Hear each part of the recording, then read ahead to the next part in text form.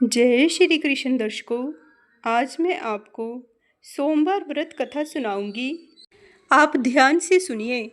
किसी नगर में एक धनी व्यापारी रहता था। दूर दूर तक उसका व्यापार फैला हुआ था।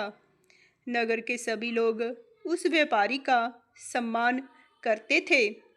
इतना सब कुछ संपन्न होने के बाद भी वह व्यापारी बहुत दुखी था, क्योंकि उसका कोई भी पुत्र नहीं था, जिस कारण अपने मृत्यु के पश्चात व्यापार के उत्तराधिकारी की चिंता उसे हमेशा ही सताती रहती थी।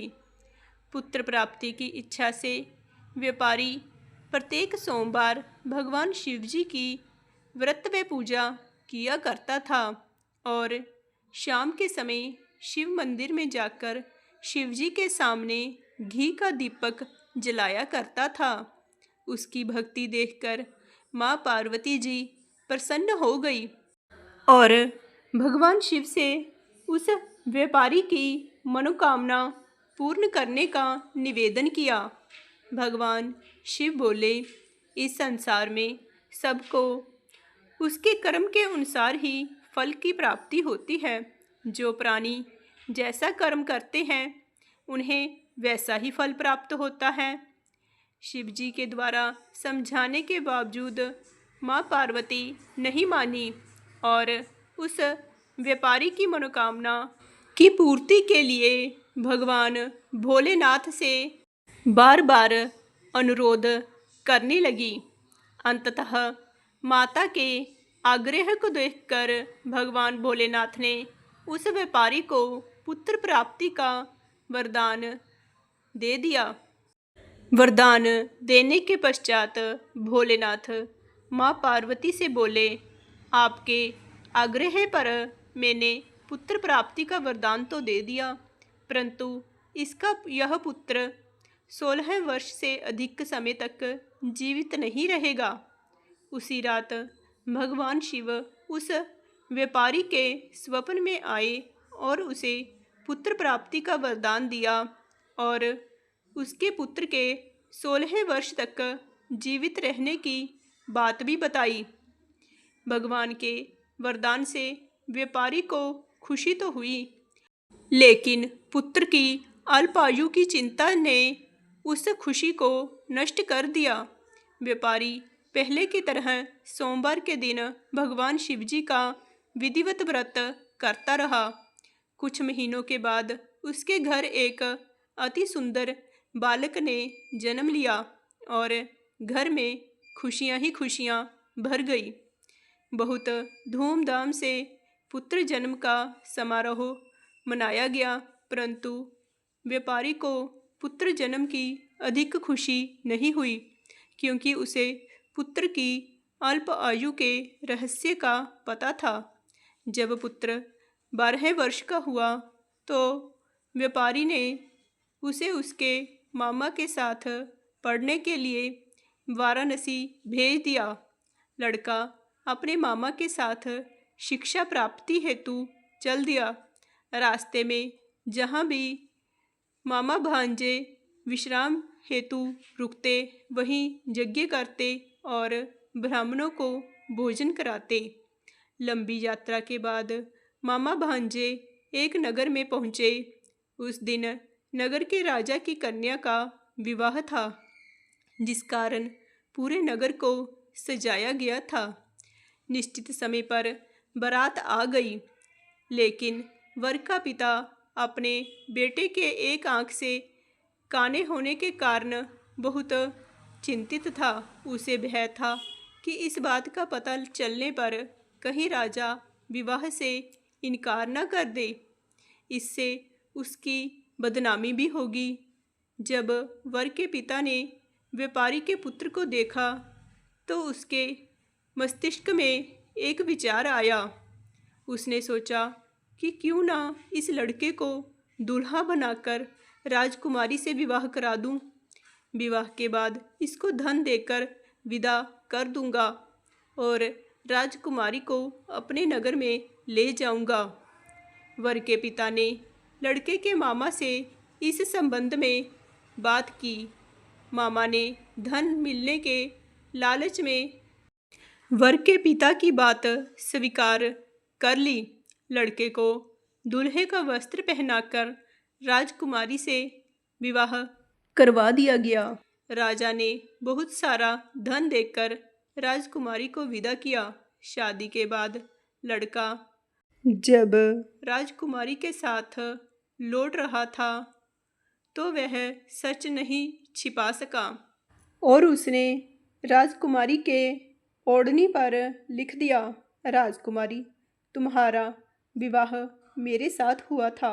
मैं तो वाराणसी पढ़ने के लिए जा रहा हूँ और अब तुम्हें जिस नवयुवक की पत्नी बनना पड़ेगा वह कान्हा है। जब राजकुमारी ने अपनी ओढ़नी पर लिखा हुआ पढ़ा तो उसने काने लड़के के साथ जाने से इनकार कर दिया।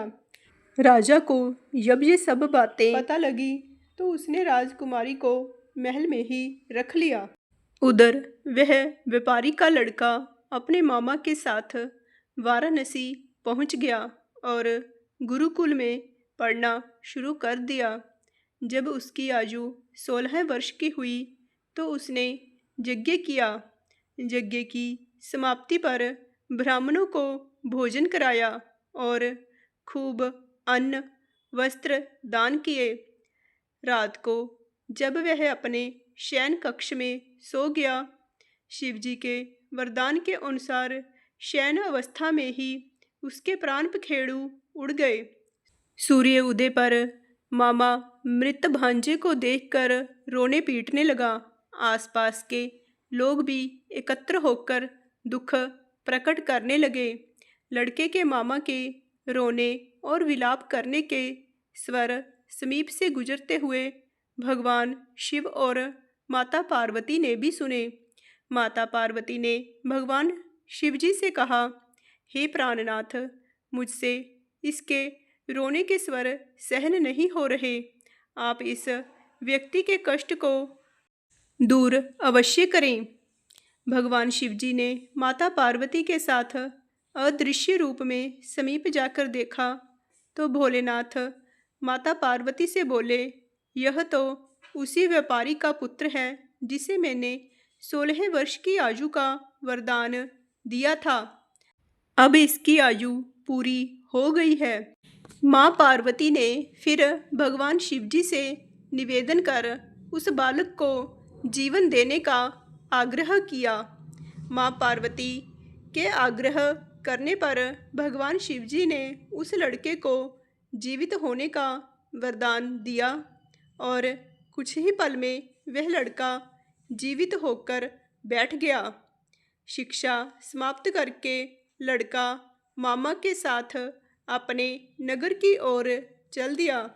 दोनों चलते हुए उसी नगर में पहुँचे जहाँ उसका विवाह हुआ था। उस नगर में भी यज्ञ का आयोजन किया। समीप से गुजरते हुए नगर के राजा ने यज्ञ का आयोजन देखा और उसने तुरंत ही लड़के और उसके मामा को पहचान लिया। यज्ञ के समाप्त होने पर राजा मामा और लड़के को महल में ले गया और कुछ दिन उन्हें महल में रखकर बहुत सा धन वस्त्र आदि देकर राजकुमारी के साथ विदा कर दिया। इधर भूखे प्यासे रहकर व्यापारी और उसकी पत्नी बेटे की प्रतीक्षा कर रहे थे। उन्होंने प्रतिज्ञा कर रखी थी कि यदि उन्हें अपने बेटे की मृत्यु का समाचार मिला तो दोनों अपने प्राण त्याग देंगे। परंतु जैसे ही व्यापारी ने अपने बेटे के जीवित वापस लौटने का समाचार सुना तो वह बहुत ही प्रसन्न हुआ। वह अपनी पत्नी और मित्रों के साथ नगर के द्वार पर पहुंचा। अपने बेटे के विवाह का समाचार सुनकर पुत्रवधू राजकुमारी को देखकर उसकी खुशी का ठिकाना ना रहा।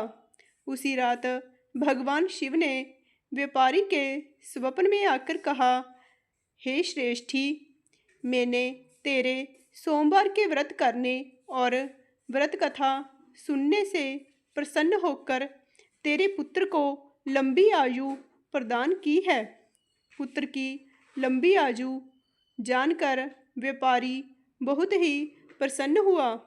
शिव भक्त होने तथा सोमवार का व्रत करने से व्यापारी की सभी मनोकामनाएं पूर्ण हुई। इसी प्रकार जो भक्त सोमवार का विधिवत व्रत करते हैं और व्रत कथा सुनते हैं, उनकी सभी मनोकामनाएं पूर्ण होती हैं। जय भोलेनाथ, जय श्री कृष्ण।